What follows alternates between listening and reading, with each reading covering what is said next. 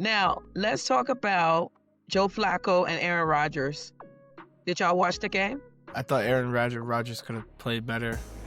Y'all both calling for the Steelers, didn't you? You thought I was crazy calling for the Bengals. Yeah, I mean, I didn't think that the Steelers were going to lose that game, especially with Jalen Ramsey on their defense, and he was frying. So I didn't think that they were going to lose that game. I thought Jamar Chase was on another level. So you really just got to chalk that one up to the game. He's one of the best receivers of the generation. So it just is what it is. But Joe Flacco played well. I didn't expect that. I don't think it's something he can keep up and keep winning them games. But yeah, that was two vintage quarterbacks playing an amazing game that says something about what experience can do in the absence or when skill is declining. Just saying from the previous conversation. But y'all gonna see more of it as the season goes on and see where experience starts to cause problems for people. Just saying. But I'm the mama. I don't know nothing. So I asked you guys to research a little bit about rugby. Did anybody get a chance to research it? This is Football 101, the Rugby Origin Story with Mama Rochelle. I know a lot about rugby already. All right, tell me what you know. It's a sport that is very popular around the world. It's very physical. I know all the rules. I used to teach it at a camp I used to work at. I know how it works. Yeah. Oh, okay. What about you, Reese? What do you know about rugby? I know the rules, obviously, and all that kind of stuff. I know that it's mainly like a British colony kind of game, so it's not a new game. It's an old game. It's been around for a while, so it's a very old game. So, did you know football comes from rugby? I mean, it doesn't come from rugby. Really? No. Are you sure? Rugby's first, and it is based around the rules of rugby, but yeah, it's true. Rugby is an ancestor of football, but that's not really whatever. Reese? I mean, it's kind of obvious that rugby would be like a ancestor to yeah, to football. It is. Yeah, that doesn't surprise me.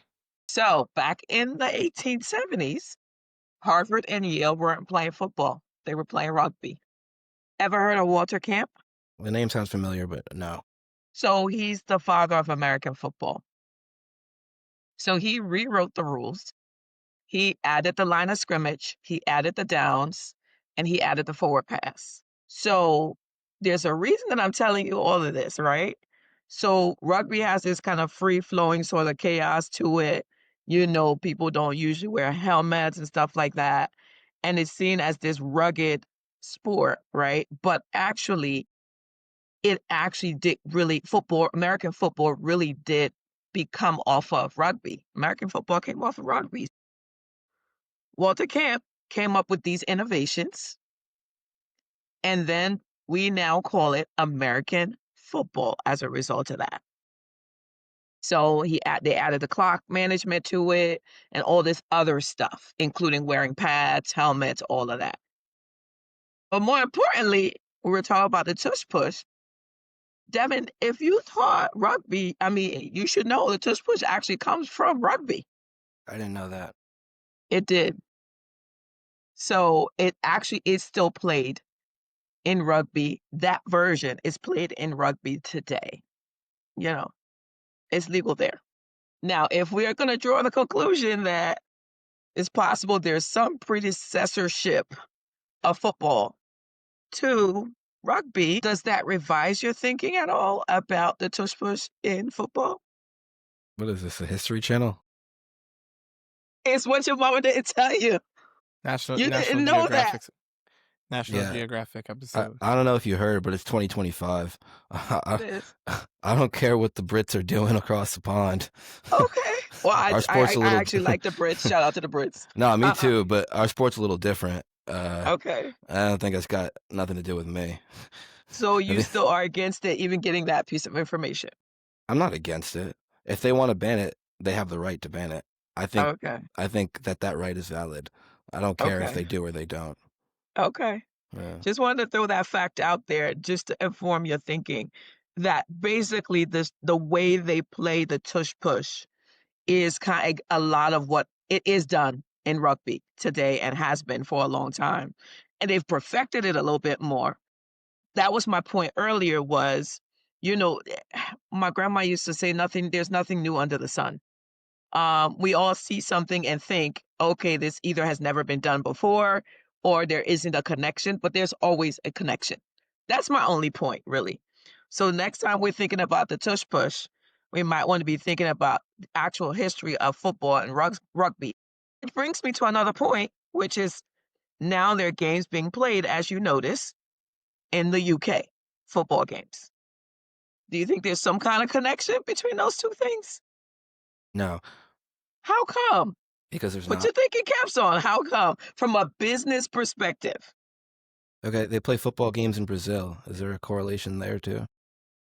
If they play a lot of rugby, I don't know that question. No, it's But if more. they're It's big just. fans of rugby, maybe. Go ahead. I think it's just more about the NFL expanding their viewership.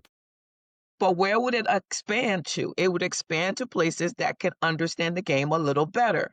And I'm thinking if people who like rugby kind of understand some parts of the game, they might be able to come closer sooner. That's my thinking. Reese, does that make any sense to you? That makes sense to me, but like the NBA plays in London, the NBA plays in Abu Dhabi. Like they don't play in Abu Dhabi to make. I don't know. Maybe they do it for viewership purposes. I don't know. All I think right, they my do it little for money and entrepreneurs. I think they do it for money and investment purposes. So I think that's really the only thing that they're thinking about. I don't disagree with you. But normally, when you're going into a new market, you figure out what the best market is that will easily receive your product. And all I'm saying is that now we're seeing all these games every Sunday, damn near every Sunday now in the UK. And I think there's some proximity. So I was at a football game. I'll tell you a little story. I was at a football game a couple weeks ago, a youth football game, like high school football game. And there was a lady sitting next to me and she started to talk and she had an accent. And so I'm like, oh, where are you from? Are you from UK? And she was like, yeah. I was like, oh, I went to school in the UK. And she was like, oh, wow. So we started talking. Her son was now playing for this team, hometown team. And I was like, wow, that's interesting.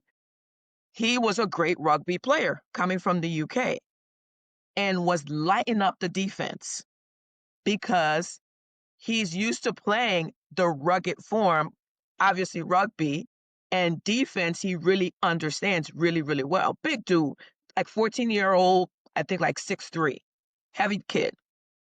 And he was lighting up freshmen. Like if he keeps doing that by senior year, he's probably going to be walking into the NFL. Great. But again, his rugby background was connecting him to the defensive end on a football field, and I watched it happen. And when she told me the connection, that kind of sparked my interest in this. So anyway, that's a little tush push thing. All right, y'all, let's rewind. Yeah, it's rewind time. You know I'm going to tell a story, and I just had to don this cap for it. So early in the 19th century, there was a sport played in England, and it was called football. Football, believe it or not. Kicking, running, it was unscripted, it was rough, it was rugged, and it was played at one school, the rugby school in Warwickshire. I want to make sure I say it correctly for my Oxford mates. Y'all don't come for me. A student started to play, and as I said before, it was kicking and it was running. Well, one day he got up and he decided, you know what? I'm going to pick up the ball and start running with it in my hand. His name, William Webb Ellis. It is a myth, it is a legend, but that's how the legend goes. And from there becomes the birth of what we know to be rugby football. I know, right? So from there, the game evolved, and then schools in America started to play it. Harvard and Yale started to play it amongst other schools, and it became now a mixture of kicking, of running, football, and like a kind of a mixture of everything, right? And I think people started to say, "Oh, there's a lot going on here, right? So let's figure out how we add some rules to the game." In doing that, of course, rules started to be engaged, right? And so there were rules around the forward pass, there were rules around downs and your different downs.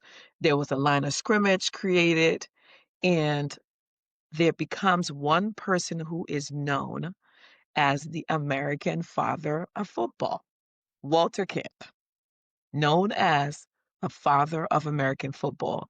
Now, for pre-African, right?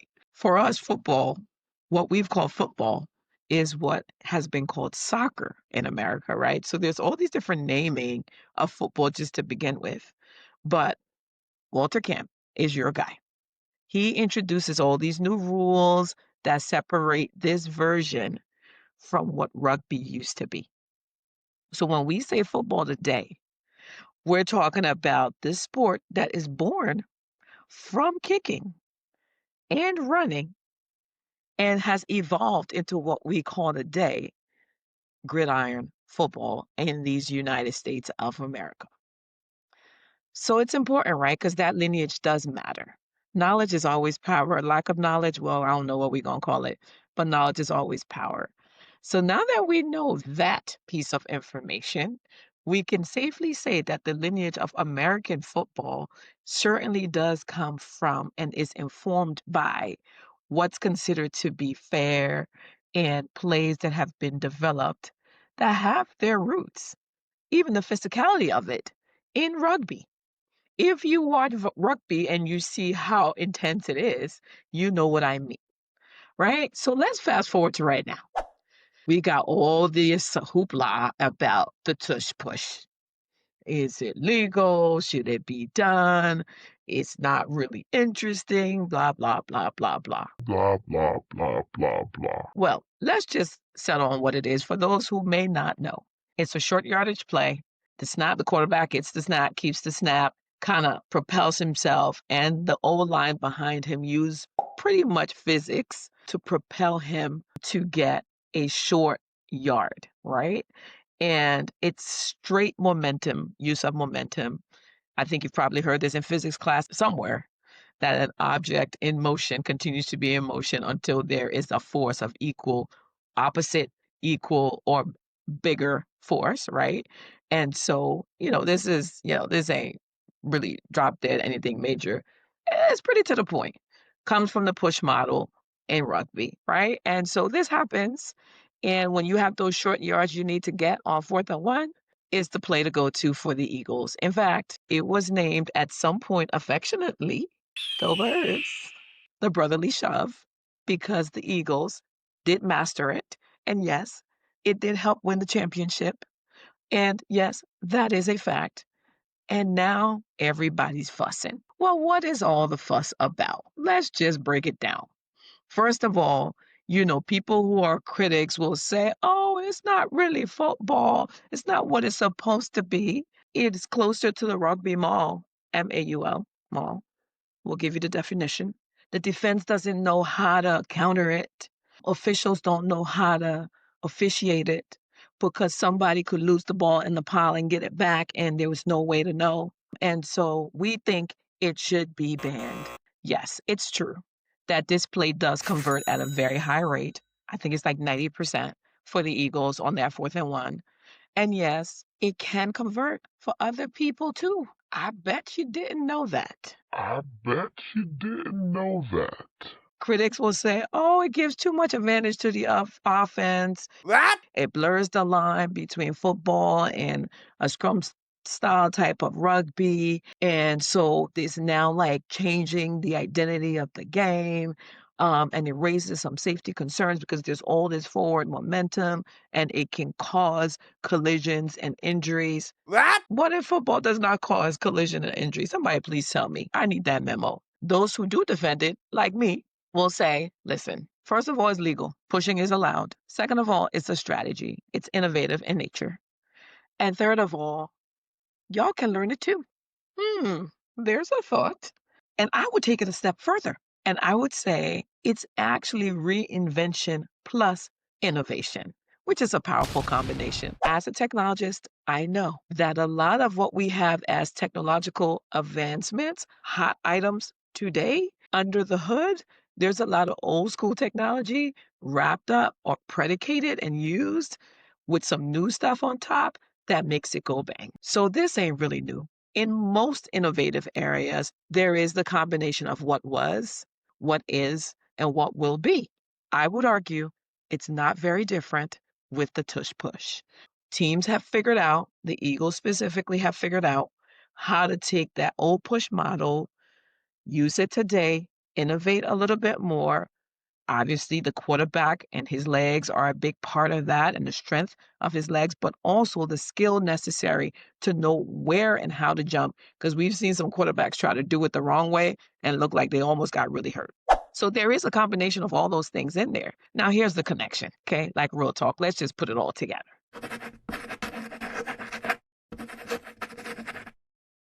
The roots of football comes from rugby.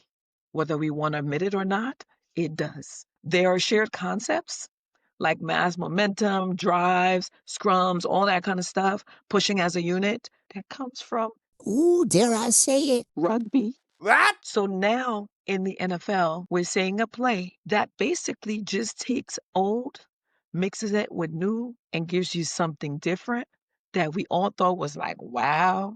But now that is creative advantage. Instead of other teams, I would argue, working on how they get better at it or innovating in their own way, they're yelling and screaming, it's not fair. How about you innovate yourself? The question becomes, is skill gone because of the tush push? Is it unfair? Is there not enough craftsmanship? Does the open field not work anymore? Does the quarterback now become handicapped if he can't do what Jalen Hurts does? I would argue none of that is absolutely true. There are so many tools in this tool belt, and the tush push is just one of those tools. It's just your hammer. There are a lot of other precision things in that tool belt. So, is the sports identity on the line?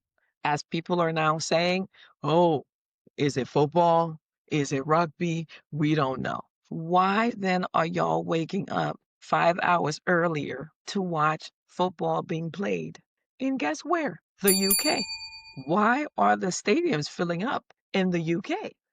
Could it be that there is a great connection because they actually are, dare I say it? Connected? Hi, I'm Rochelle. You're watching What Your Mama Didn't Tell You, the podcast. If you like what you're hearing, please comment, like, and subscribe.